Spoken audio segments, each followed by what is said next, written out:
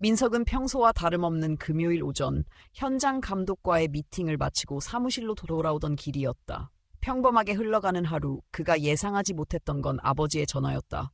전화를 받자마자 들려온 첫 마디는 그의 이름이 아니었다. 준호야, 오늘은 그 사람 안 오냐?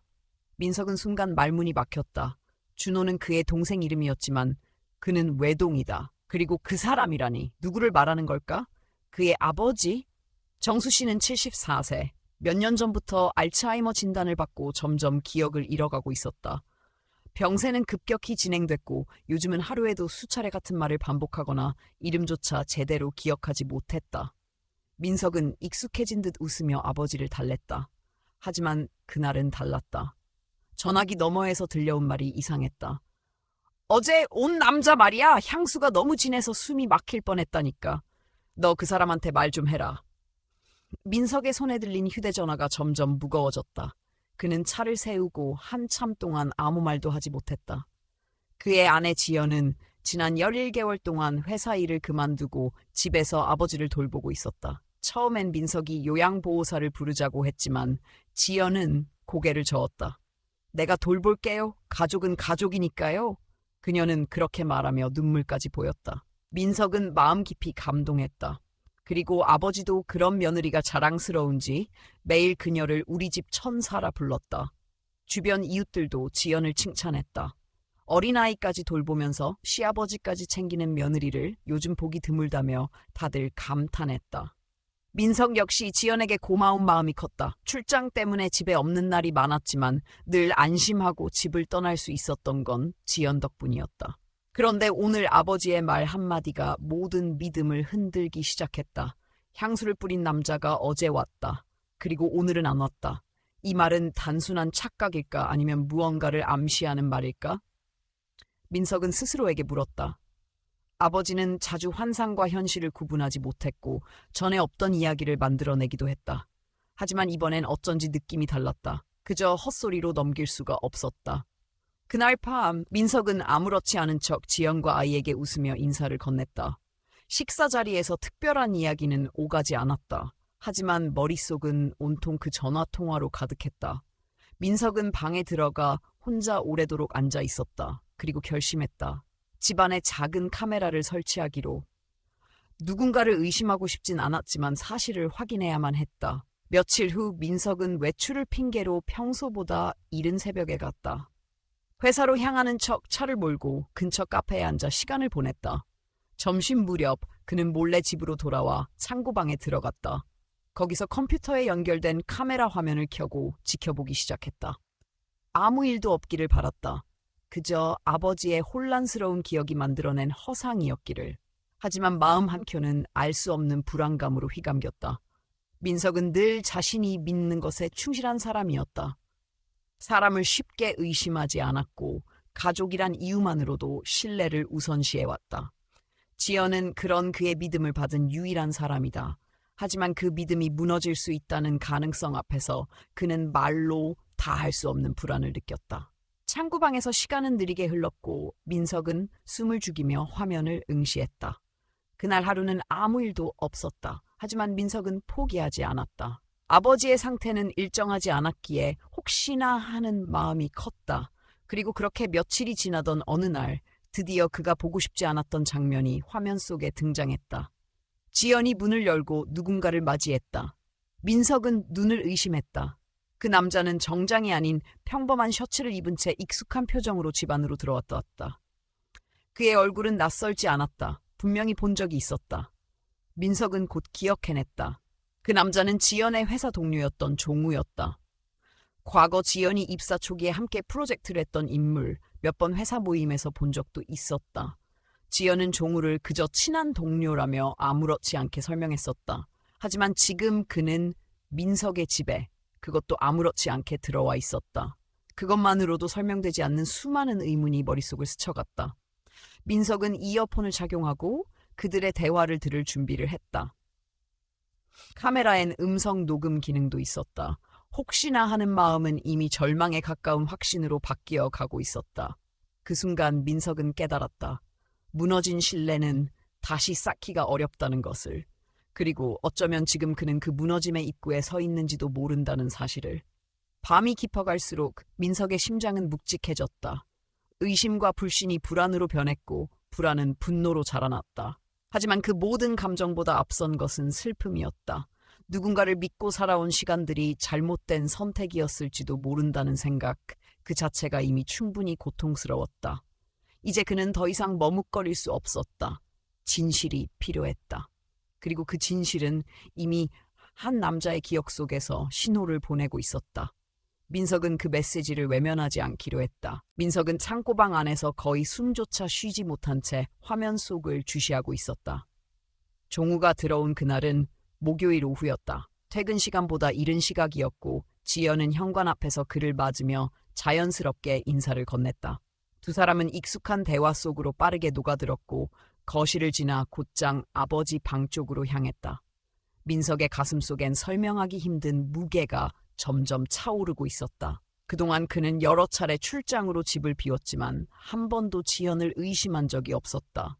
그녀는 늘 신뢰의 중심에 있었다. 모든 희생의 상징이었고 가족을 위해 헌신하는 상이기도 했다. 그런데 지금 이 장면은 그 모든 믿음을 뿌리째 흔들고 있었다. 종우가 방에 들어간 후 문이 닫혔다. 민석은 카메라에 연결된 오디오 장치를 조정해 아내 소리를 더 또렷하게 들으려 했다.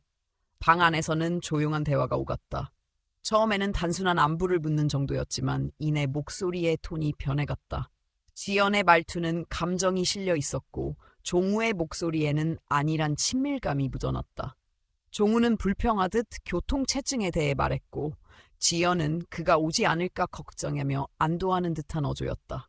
민석은 이어폰을 꽉 쥔 채 말을 잃었다. 그들의 대화는 단순한 오랜 친구 사이의 그것이 아니었다. 그 속에는 숨길 수 없는 감정의 층위가 분명히 존재하고 있었다. 그 후 들려온 소리는 짧고 날카로웠다. 침묵과 함께 들려온 그 소리는 민석의 귀를 때리는 듯한 충격이었다. 설명이 필요 없는 순간이었다. 어떤 말도 덧붙일 수 없었다. 그저 확인했다는 사실 하나만으로도 그의 숨은 깊어졌고 시선은 화면을 넘어서 멍하니 허공에 고정되었다. 잠시 후 종우가 낮은 목소리로 말을 이었다. 그는 민석에 대해 이야기했다. 마치 그가 없는 자리를 채우는 사람처럼 지연 앞에서 자신감을 내비쳤다. 민석은 눈을 감았다. 더 듣고 싶지 않았지만 동시에 모든 걸 다 들어야만 한다는 의무감에 스스로를 억눌렀다. 지연은 대답했다. 조심스러운 말투였지만 분명한 사실들을 인정하고 있었다.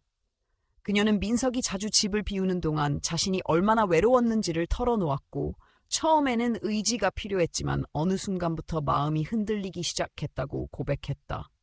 그리고 무엇보다 충격적인 건 아버지의 병세를 이용해 모든 것을 숨기고 있었다는 사실이었다. 지연은 종우에게 말했다. 아버지는 금방 잊어버려. 몇 번을 봐도 누군지 몰라. 그 말은 민석에게 칼날보다 더 깊숙이 박혔다. 아버지의 병을 가장 가까운 사람이 그렇게 이용하고 있다는 사실이 참담했다. 민석은 평생 가족이라는 울타리를 가장 안전한 곳이라 믿고 살아왔다. 그 울타리 안에서 지금 벌어지고 있는 일은 단순한 불륜이 아니라 삶 전체를 부정당하는 일처럼 느껴졌다. 종우는 웃으며 응수했다. 걱정할 것 없다고. 어차피 민석은 무관심하다고 했다. 출장이 잦고 집안일에 관심도 없고 모든 건 지연이 알아서 하고 있다고. 그의 말은 사실이 아니었다. 민석은 늘 가족을 최우선으로 생각했다. 비록 일 때문에 집을 자주 비우긴 했지만 그는 언제나 집으로 돌아올 날을 기다리며 버텼고 그 시간을 의미 있게 채우기 위해 노력했다. 그날 밤 민석은 아무것도 하지 않았다. 그저 조용히 집을 나와 늦은 밤까지 거리를 헤매다가 다시 돌아왔다. 지연은 그가 출장 중인 줄 알고 있었기에 아무렇지 않게 아이를 재우고 있었다. 민석은 창고방에서 카메라의 녹화 파일을 USB에 옮기며 무기력함에 사로잡혔다. 다음 날 아침 그는 평소처럼 아이를 깨우고 지연과 함께 아침을 준비했다. 아무 일도 없었다는 듯이 웃으며 식사를 했다. 지연은 아무런 눈치도 채지 못한 채 늘 그랬듯 바쁘게 하루를 시작했고 민석은 조용히 그 모습을 바라봤다. 그 순간조차 그는 마음속 깊은 곳에서 이 현실이 거짓이길 바라고 있었다. 하지만 이미 그는 진실을 보았다. 귀로도 눈으로도. 그리고 그 진실은 되돌릴 수 없는 강물처럼 그의 마음을 휩쓸고 지나갔다. 신뢰는 무너졌고 가정의 의미도 흔들리고 있었다. 민석은 더 이상 이대로 있을 수 없었다. 그는 침착하게 증거를 정리했고 아버지에게는 아무 말도 하지 않은 채 평소처럼 병간호를 이어갔다. 그날 저녁 민석은 지연에게 아무런 의심을 보이지 않은 채 평범하게 대화를 나눴다. 아이의 유치원 소식, 아버지의 약 복용 시간, 주말에 필요한 장보기 목록 같은 일상적인 이야기를 나눴다. 하지만 그의 마음속엔 이미 결정이 서 있었다. 그는 아버지를 다시 바라보며 다짐했다. 더는 이 집에서 거짓이 반복되는 걸 방치하지 않겠다고. 자신이 진실을 마주한 이상 행동해야 한다고. 지연의 모든 희생이 진심이 아니었다면 그는 그 진심을 가장한 거짓과 마주할 준비가 되어 있었다. 그리고 민석은 조용히 아무도 모르게 계획을 세우기 시작했다. 진실을 드러낼 순간이 가까워지고 있었다. 토요일 오후 민석은 고요한 거실에 혼자 앉아 있었다. USB에 담긴 영상은 이미 그의 머릿속에 각인된 상태였다. 반복해보지 않아도 장면 하나하나가 선명했다.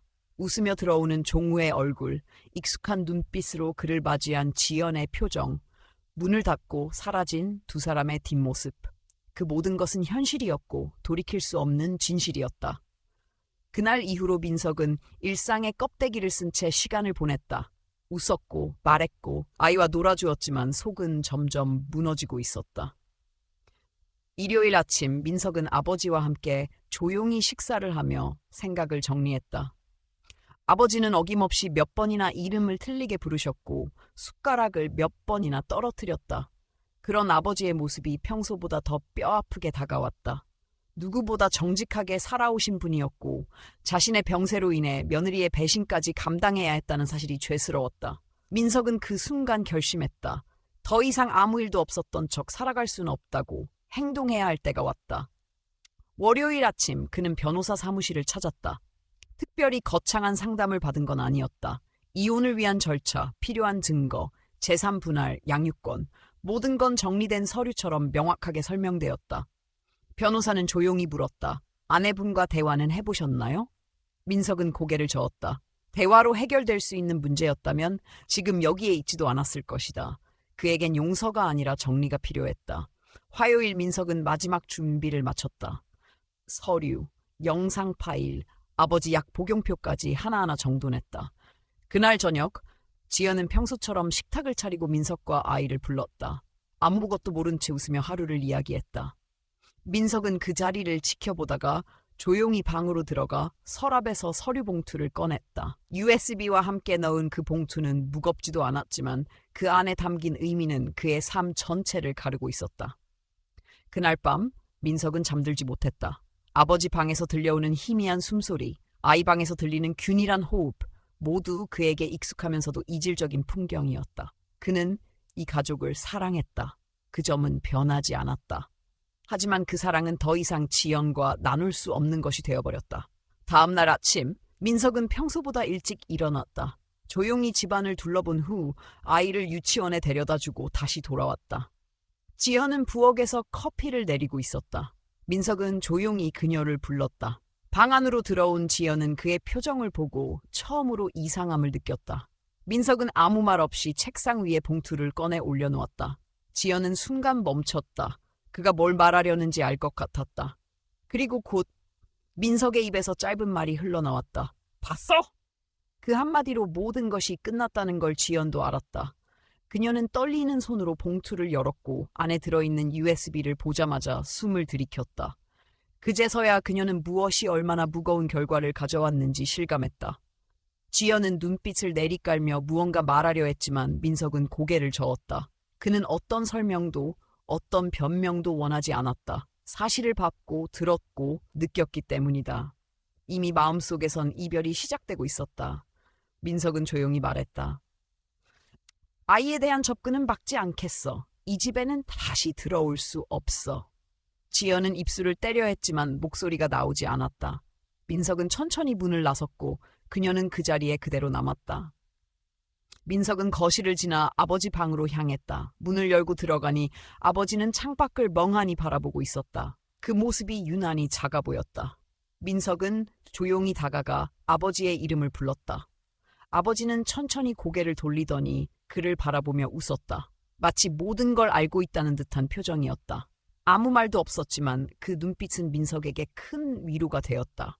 그는 그 자리에서 한참을 머물렀다. 말없이 움직이지도 않고 단지 그 순간을 아버지와 함께 공유하며 견뎌냈다. 그날 오후 지연은 아이를 데리고 나갔다. 돌아오지 않았다. 그 후 몇 시간 동안 집안은 적막했다. 민석은 서랍을 열어 지연의 물건들을 정리했고 그녀가 남긴 작은 쪽지 하나를 발견했다. 미안해요. 더는 머물 수 없을 것 같아요. 아이와의 시간은 지켜주세요. 짧은 글이었지만 그녀의 감정이 그대로 느껴졌다. 민석은 쪽지를 조용히 접어 서랍에 넣었다. 그날 밤 민석은 다시 아버지 곁에서 잤다. 옆에 누운 아버지는 잠결에도 몇 번이나 그의 이름을 불렀고 손을 허공에 허우적거리는 소리가 간간히 들렸다. 민석은 눈을 감지 못한 채 천장을 바라보았다. 자신이 올바른 선택을 했는지 계속해서 자문했지만 답은 없었다. 다만 하나 분명한 건 이제 그는 외면하지 않겠다는 것이었다. 아무리 고통스럽더라도 진실을 마주하고 그 안에서 스스로를 지켜내는 것이 지금 자신이 할 수 있는 유일한 일이었다. 그리고 그 순간 민석은 더 이상 두려워하지 않기로 했다. 무너진 신뢰 위에 다시 새로운 삶을 쌓는 일이 쉽진 않겠지만 그는 그것을 시작할 준비가 되어 있었다. 바로 지금부터. 며칠 후 민석은 아버지 방의 서랍을 정리하다가 오래된 수첩 하나를 발견했다. 먼지가 쌓인 표지를 털어내고 첫 장을 펼치자 낯익은 필체가 눈에 들어왔다. 삐뚤빼뚤하지만 또박또박하게 적힌 글씨. 3월 3일 오후 3시 20분 낯선 남자 향기 진하게 남기고 방에서 나감. 날짜와 시간 그리고 짧은 설명이 적혀 있었다. 이어지는 페이지에도 비슷한 메모들이 가득했다. 4월 15일 그 남자 웃는 소리 크다. 지연 목소리 작아짐. 6월 2일 둘이 문 닫고 오래 있었음. 나는 모른 척. 그 수첩은 누가 봐도 명백한 기록이었다. 치매를 앓고 있던 아버지가 기억을 붙잡기 위해 사력을 다해 남긴 흔적이었다. 민석은 수첩을 한 장 한 장 넘기며 마음 깊은 곳이 저릿해졌다. 아버지는 기억이 흐릿해지는 와중에도 모든 걸 알고 있었다. 그리고 그걸 누군가에게 알리기 위해 혹은 단지 스스로 잊지 않기 위해 기록으로 남기고 있었다. 그것이 얼마나 외롭고 고된 일이었을지 민석은 감히 짐작차 할 수 없었다. 그는 수첩을 꼭 쥐고 앉은 채 한참을 움직이지 못했다.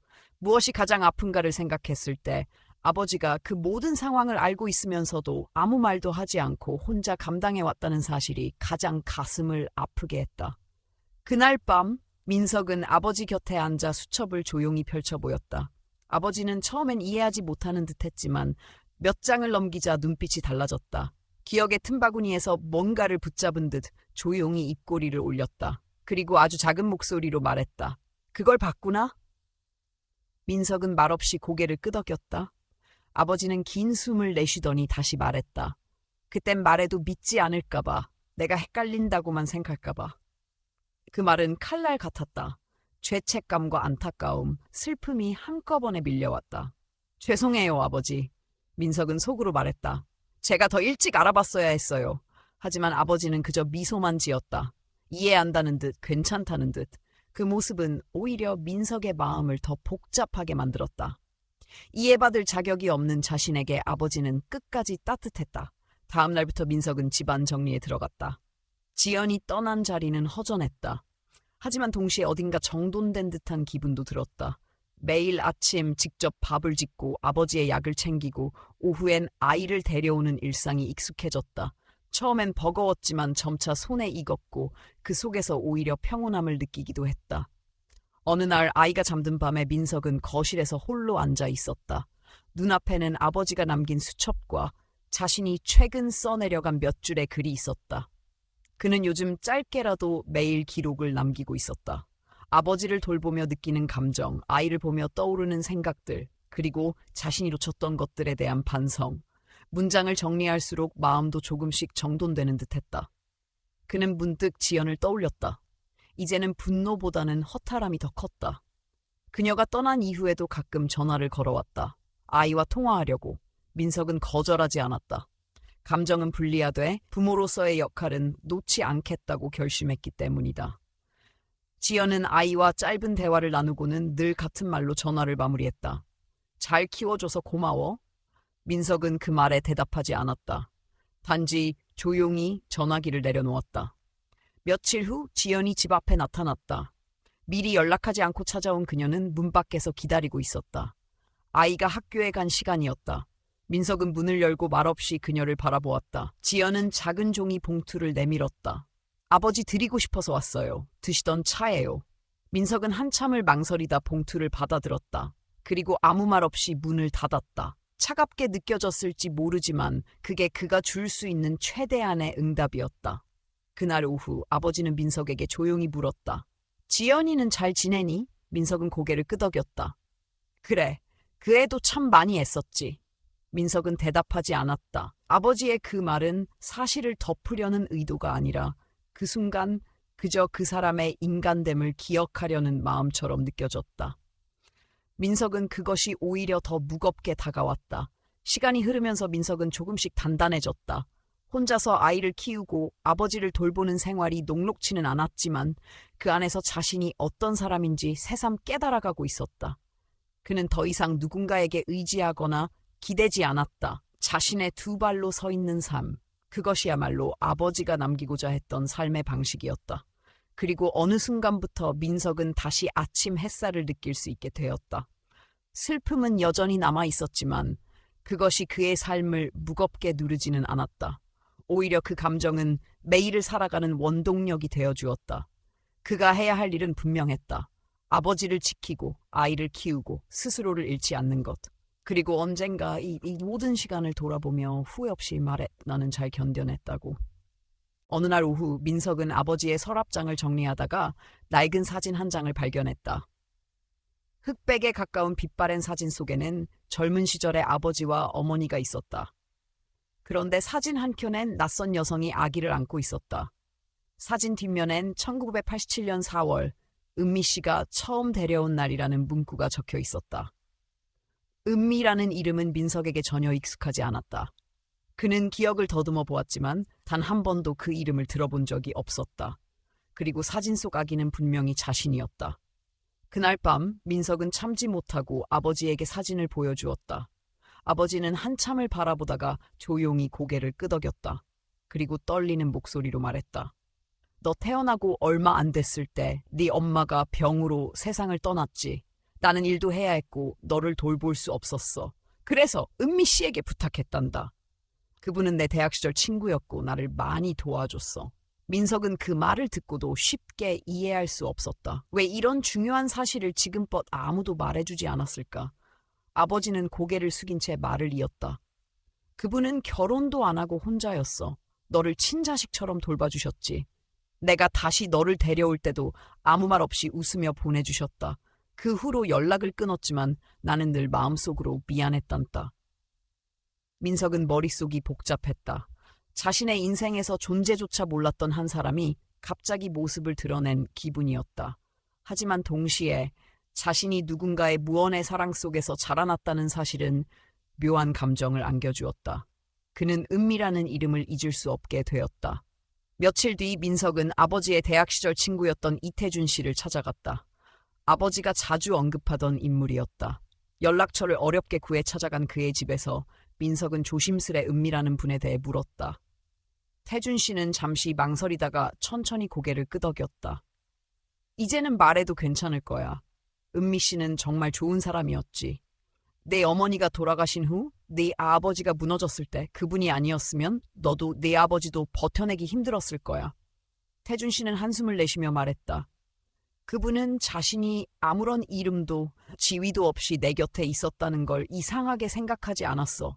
단지 누군가를 지켜주는 게 그분의 방식이었거든. 민석은 가슴 한가운데가 뜨겁게 달아오르는 걸 느꼈다. 감사와 미안함 그리고 애틋함이 뒤섞인 감정이었다. 며칠을 고민하던 끝에 민석은 은미 씨의 행방을 수소문했다. 어렵게 찾은 주소는 경북의 한 시골 마을이었다. 하지만 그곳의 이장은 이미 몇 달 전에 은미 씨가 세상을 떠났다고 전했다. 그녀는 가족도 없고 조용히 홀로 살다가 어느 겨울날 병원에서 숨을 거두었다는 이야기였다. 장례는 마을 주민들이 함께 치렀고 무연고자로 남을 뻔했던 그녀의 무덤에는 이장과 몇몇 이웃이 조촐한 비석 하나를 세워주었다고 했다. 민석은 아버지와 상의한 후 딸과 함께 은미 씨의 묘를 찾아갔다. 무덤 앞에선 그는 말없이 오랫동안 서 있었다. 딸아이는 작은 꽃다발을 내려놓고 손을 모았다. 그곳은 작고 소박했지만 이상하리만치 따뜻한 느낌이 들었다. 민석은 마음속으로 말을 걸었다. 당신의 사랑을 이제서야 알게 되었습니다. 감사드립니다. 늦었지만 기억하겠습니다. 서울로 돌아오는 길 민석은 딸에게 은미 씨에 대한 이야기를 조심스럽게 들려주었다. 아직 모든 걸 이해할 나이는 아니었지만 딸은 조용히 듣고 있다가 말했다. 그럼 그분도 우리 가족이야? 민석은 고개를 끄덕였다. 그래, 우리 가족이었어. 아주 조용히 하지만 아주 깊이. 그날 밤 민석은 처음으로 은미 씨를 위해 일기를 썼다.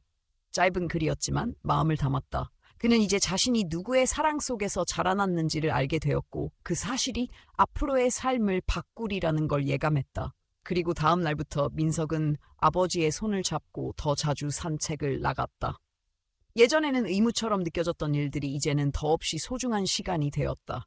민석의 삶은 여전히 바빴고 때론 고단했지만 그 안에 흐르는 감정은 분명히 달라져 있었다. 그는 더는 무언가를 미루지 않았다. 사랑도 고백도 감사도 그리고 용서도 모든 건 이제 그의 하루 속에 자연스럽게 녹아들어 있었다.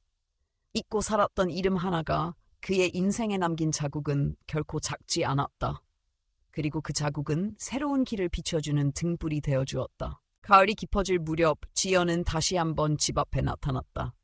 이번에는 손에 작은 상자를 들고 있었다. 민석은 현관 너머로 그녀를 바라보다가 조용히 문을 열었다. 지연은 무언가를 말하려다 망설였고 결국 상자를 내밀며 말했다. 그동안 쓴 편지들이에요. 다 전하지 못했던 이야기들. 그냥 읽어봐줬으면 좋겠어요. 민석은 말없이 상자를 받아들고 문을 닫았다. 그녀는 뒤돌아 나갔다. 이번에는 붙잡지도 아무 말도 하지 않았다. 그날 밤 민석은 아이가 잠든 후 거실 조명만 켜놓고 상자를 열었다. 안에는 편지들이 날짜 순으로 정리되어 있었다. 어떤 봉투는 낡아 있었고 어떤 건 최근에 쓴 듯 잉크가 선명했다. 그는 맨 위에 놓인 편지부터 조심스럽게 읽어나가기 시작했다. 지연의 첫 번째 편지엔 결혼 초의 이야기부터 시작되어 있었다. 두 사람이 처음 전셋집을 얻고 첫 여름을 함께 보내던 이야기. 그때 지연은 민석이 현장 일을 끝내고 늦은 밤 돌아오는 걸 기다리는 게 얼마나 설레고 행복했는지를 담담하게 적었다. 두 번째 편지엔 아이가 태어났을 때의 감정이 고스란히 담겨 있었다. 첫 울음, 첫 미소, 그리고 처음으로 민석이 딸을 안고 있던 모습을 떠올리며 적은 문장들은 솔직하면서도 뭉클했다. 하지만 편지들이 이어질수록 분위기는 조금씩 변했다. 민석이 바빠지기 시작했고 지연은 육아와 집안일, 시아버지 간병을 혼자 감당해야 하는 상황이 되었다. 그녀는 불만을 쏟아내진 않았다. 다만 점점 무뎌지고 지쳐가는 자신의 마음을 조심스럽게 고백했다. 나는 점점 투명한 사람이 되어가고 있었어요. 내 존재가 점점 작아지고 목소리가 닿지 않는 것 같았어요. 편지 중간쯤 종우에 대한 언급이 나왔다. 지연은 그가 처음 위로가 되었다고 했다. 단순히 누군가가 자신을 이해해주는 존재라는 게 얼마나 큰 힘이 되었는지를 털어놓았다. 그리고 이어진 문장에선 그녀 스스로도 그 감정이 어떤 선을 넘고 있음을 알았다고 적었다. 하지만 멈추지 못했다고, 그 약함이 결국 돌이킬 수 없는 선택으로 이어졌다고. 민석은 편지를 읽으면서 묘한 감정에 휩싸였다. 배신감은 여전했지만 그 감정 뒤에는 이해하려는 마음도 조금씩 고개를 들고 있었다. 지연은 자신의 잘못을 숨기지 않았다. 변명하거나 책임을 회피하지 않았고 어떤 순간엔 날카로운 후회의 말들이 이어졌다.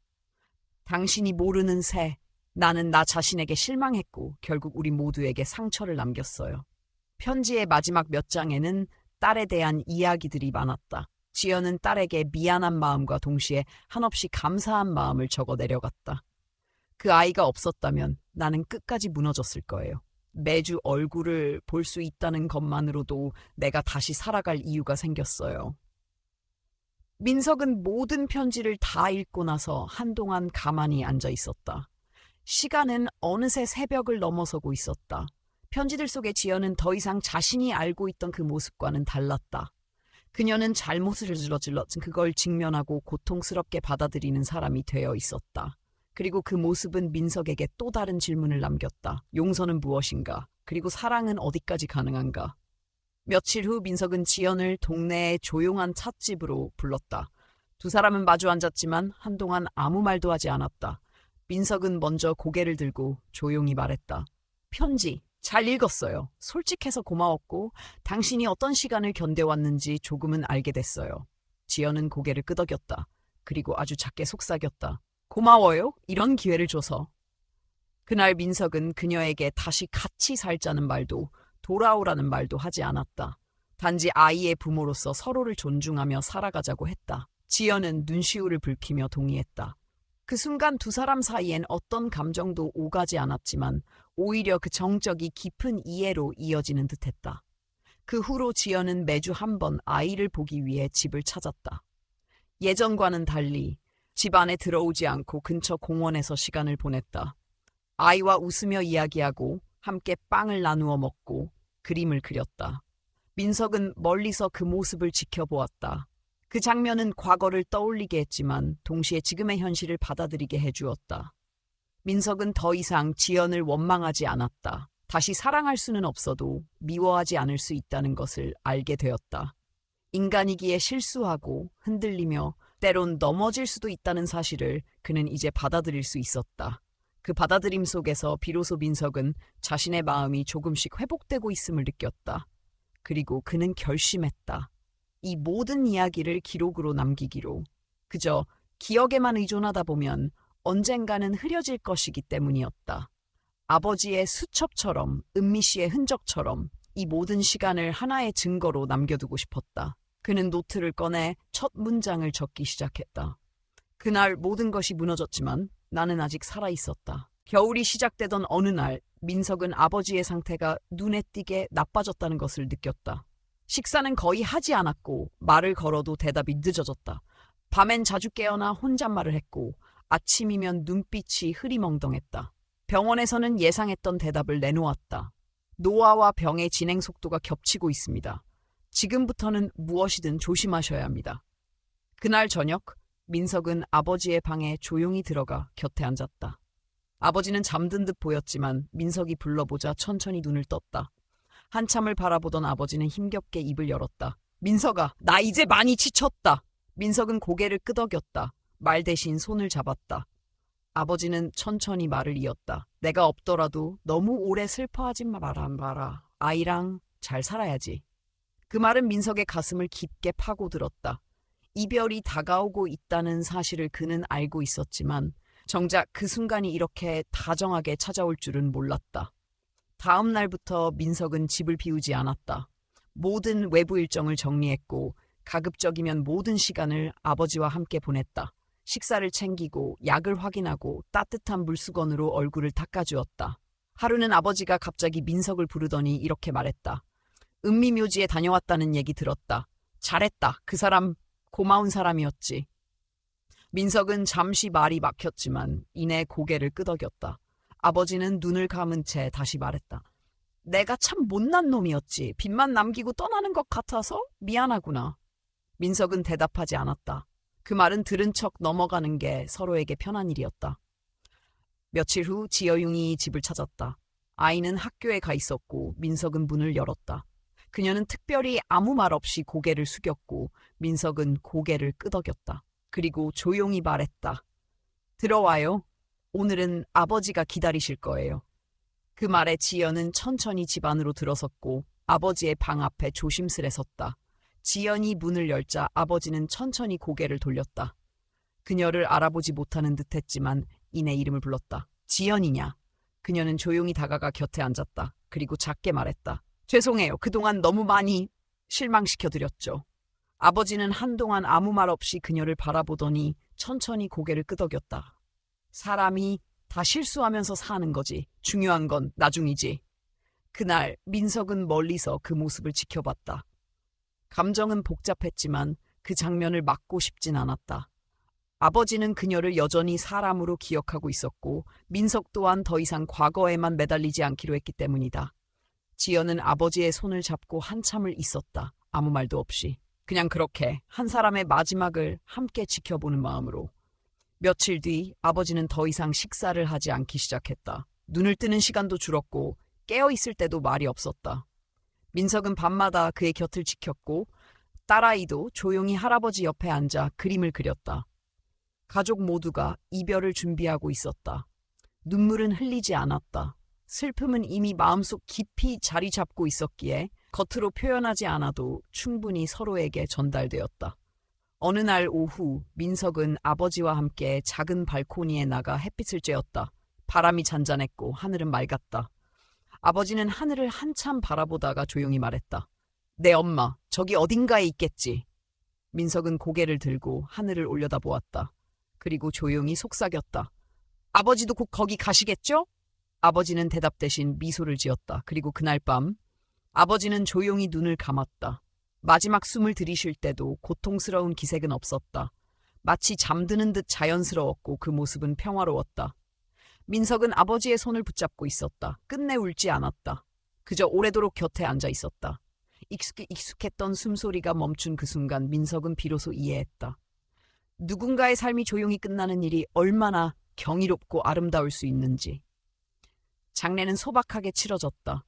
가족과 몇몇 가까운 이웃들, 그리고 오랫동안 연락이 없던 아버지의 지인 몇 명이 함께했다. 지연도 조문을 왔다. 민석은 그녀에게 별다른 인사를 건네지 않았다. 대신 함께 마지막 인사를 나누었다는 사실만으로 충분했다. 그날 민석은 아버지의 방에 홀로 앉아 있었다. 방 안엔 여전히 아버지의 냄새가 남아 있었고 창밖으로는 바람 소리가 잔잔하게 들려왔다. 그는 서랍을 열어 마지막으로 남겨진 아버지의 수첩을 꺼냈다. 마지막 페이지엔 이런 문장이 적혀 있었다. 민석이는 잘 살 거야. 나는 그걸 믿는다. 그 한 문장에 민석은 조용히 고개를 숙였다. 그리고 마음속으로 말했다. 아버지, 이제 편히 쉬세요. 남은 건 제가 잘 지킬게요. 그렇게 또 하나의 계절이 끝나고 있었다. 그리고 민석의 삶은 조용하지만 단단하게 다음을 준비하고 있었다. 아버지가 떠난 후 집은 조용해졌지만 그 조용함은 쓸쓸함보다는 단정함에 가까웠다. 민석은 아버지의 방을 그대로 두었다. 책상 위에 놓인 수첩, 침대 옆에 가지런히 놓인 약통, 그리고 창문에 걸린 얇은 커튼까지도. 매일 아침 그 방 앞을 지날 때면 여전히 문을 열고 인사하고 싶은 마음이 들었다.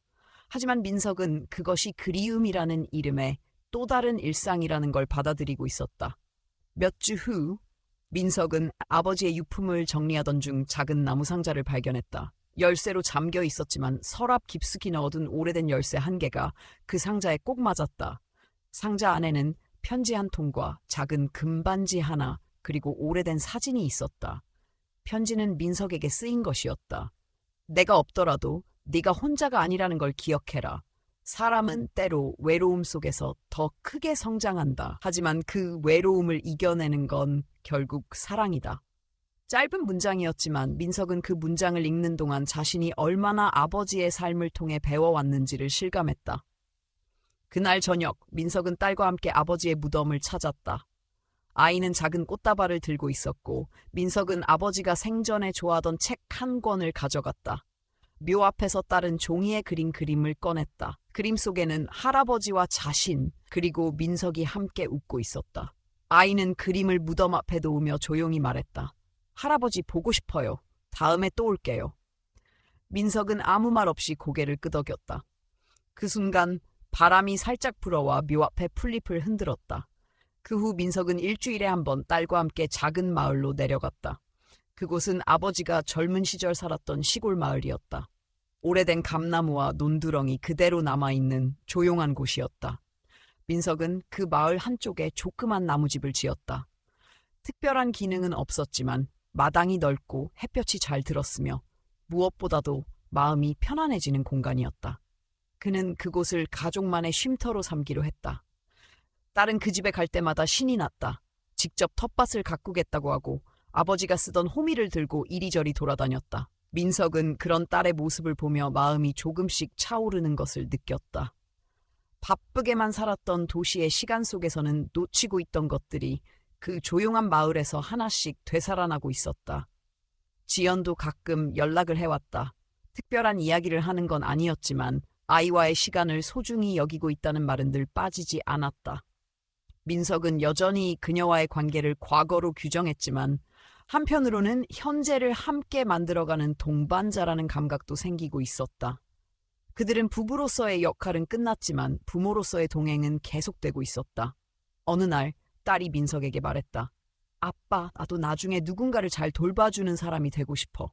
민석은 웃으며 물었다. 왜 그런 생각을 했어? 아이는 대답했다.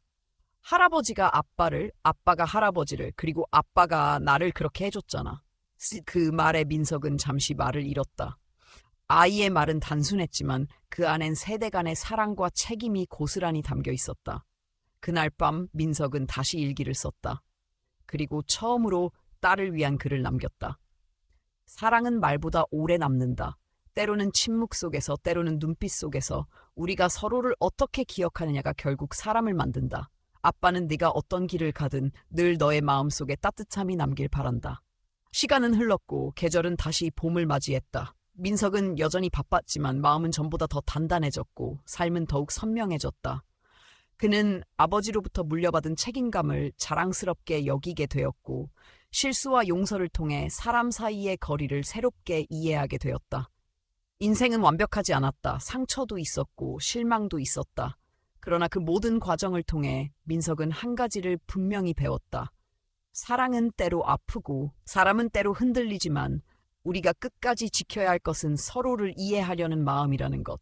그리고 그 마음이 남아있는 한 어떤 상처든 언젠가는 치유될 수 있다는 것. 결국 삶은 그렇게 한 사람의 인내와 또 다른 사람의 용서, 그리고 다음 세대의 따뜻한 시선 위에 이어져 가는 것이었다. 오늘의 이야기에 귀 기울여 주신 모든 분들께 진심으로 감사드립니다. 바쁜 일상 속에서 잠시나마 함께 해주신 시간은 저에게 큰 힘이 되었고 이 이야기가 여러분의 마음에 작은 울림이 되었기를 바랍니다. 오늘 전해드린 이야기는 완벽하지 않은 삶 속에서도 끝까지 서로를 이해하고 용서하고 따뜻한 마음으로 다시 걸어가는 사람들의 이야기였습니다. 누구나 실수할 수 있고 상처를 줄 수도 있지만 그 모든 과정을 통해 우리는 조금 더 성숙해지고 누군가에게 더 나은 사람이 될 수 있습니다. 이 이야기를 통해 여러분께 전하고 싶었던 메시지는 단 하나입니다. 진심은 결국 전해지고 사랑은 어떤 방식으로든 우리 삶의 길을 만들어준다는 것. 그 믿음을 잃지 않고 살아가는 것만으로도 우리는 충분히 의미 있는 삶을 살고 있다는 것을요. 저희 채널을 응원하고 싶으시다면 아래에 있는 좋아요 버튼을 눌러주시고 여러분의 소중한 생각을 댓글로 나눠주세요. 그리고 구독 버튼을 누르시면 앞으로도 더 많은 따뜻한 이야기를 함께 나눌 수 있습니다. 다시 한번 감사드리며 여러분의 하루가 평안하길 진심으로 기원합니다.